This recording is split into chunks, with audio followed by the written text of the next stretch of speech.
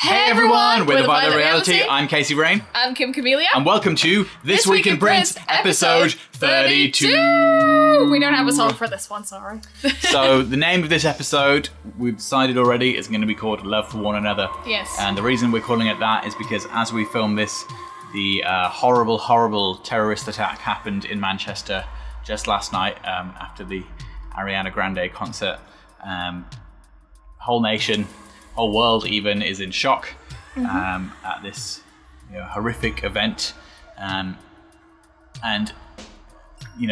every single person watching this video is watching this video because you are, like us, fans of music. And It doesn't matter the artist, it doesn't matter who it is, but every single person watching this has likely had an experience of going to a gig which is supposed to be magical, the happiest day, no matter what kind of act you're seeing, and these kind of things are just not supposed to happen. They're not supposed to happen anywhere, but targeting it at concert goers, and especially young concert goers, is just the most disgusting, sickening thing that you could possibly think of.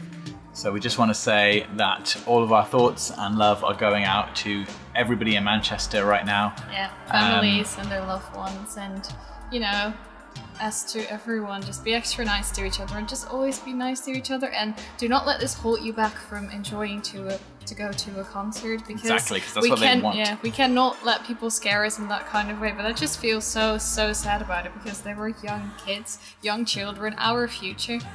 We are going to Manchester tomorrow, and the Prince conference is happening. We'll talk more about that in a minute, but we're glad that we can go and show our solidarity with the people of Manchester and show that these kind of things do not stop the love and the life from happening. Yes. As we just said, Kim and I are officially covering the Purple Rain Academic Conference in Manchester, the University of Salford. We are. Over the next 3 days, Wednesday, Thursday and Friday. It kicks off tomorrow night with the keynote speech by Des Dickerson. Yes, at 7 p.m. So if you're going to that and you're watching this video at the moment and you want to come meet up with us, just come see us, come say hi to us. We're there and we're happy to talk to you and take pictures and things like that. So yes. And the other thing I wanted to say is that if you have a ticket for the entire conference, you're going to have to decide which talks that you want to attend to, because they're all in different sections and it's not possible to attend them all, as lots of them will be happening simultaneously. But a very good friend of ours, Sam Coley, who's a professor at Birmingham City University, is doing a talk at the conference called Prince and Online Fandom. Yes. And if you attend that talk, you may see a special guest appearance from a couple of people that you might already know. Yes, I think wink, they are. Wink, yeah, I think hint. they're YouTubers, but I'm not sure about that. You would just have to see. Yeah. Don't tell anybody. That's all we're gonna say for now. But if you're there, see you there. Yeah. There's loads of different topics. There is things on Prince's sexuality, his music, Minneapolis, things like that. Prince being innovative, even feminism and things like that, and the way that he dressed and things like that. So it's going to be a really musical interesting techniques and overviews of Prince as an actor and the movies that he made. And actually they're going to be showing Under the Cherry Moon on Thursday night as well, after the talks of that day. Yeah, what we have to say about that is that if you're in Manchester at that time, you can actually get tickets for that, because while it's part of the actual event, you can go to it separately. So same for the desk talk. It starts at 6:30 at Home Cinema Manchester. So if you want to go to that, please do, because how amazing is it going to be to see that on the big screen, especially if you haven't seen it before, but also, if you were there at the time when it was shown on the big screen, you want to see it again, then this is your chance as well, if you're in Manchester. So yeah. That's right. So yeah, the whole event is going to be amazing. Yeah. Keep an eye out for all of our coverage on our Twitter and our Facebook page, facebook.com/The Violet Reality, and go and like us if you haven't already. At Casey Rain on Twitter, at Kim Camellia on Twitter, at A Violet Reality on Twitter. All these places, stay tuned. We'll be updating you live with pictures and videos and all sorts of things from the conference over the next few days. We might even try and see if we can sneak in a cheeky live stream on Facebook. We can't promise anything yet.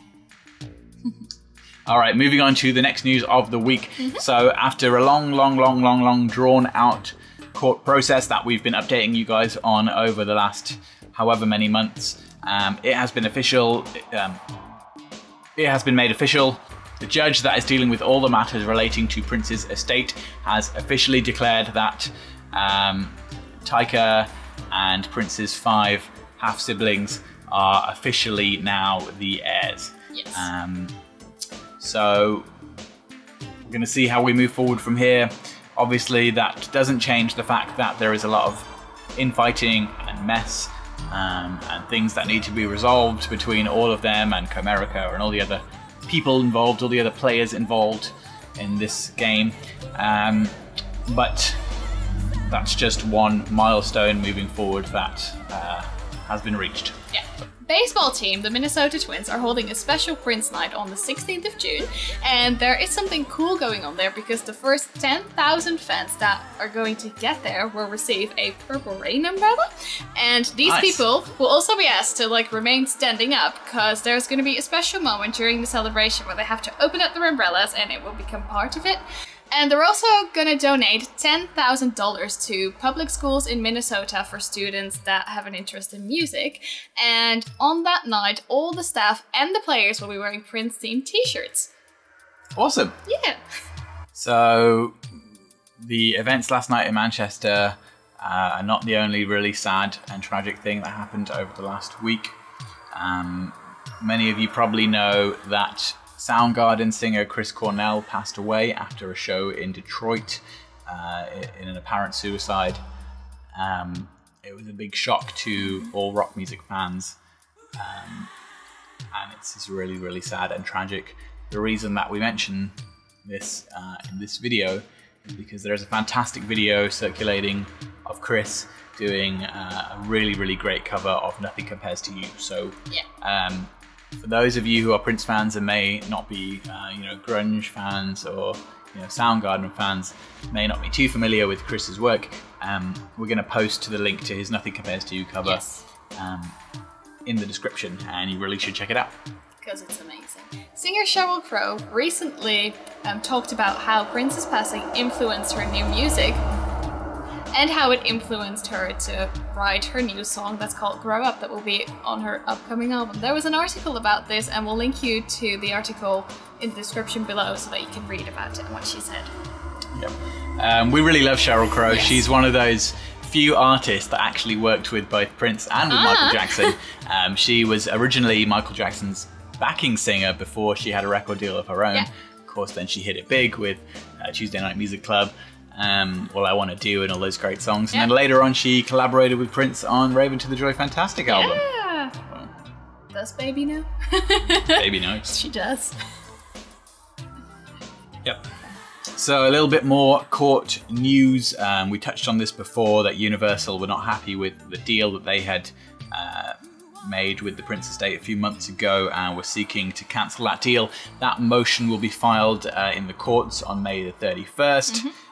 And we'll just have to see what happens. Paisley Park told a story on their Facebook page about the last guitar Prince ever received in March 2016. This was a beautiful purple guitar made by Gus Guitars, and he was going to order another guitar from the person behind Gus Guitars, and it's a beautiful story and should definitely read it. Yeah, we'll put the link in the description as usual. Yay!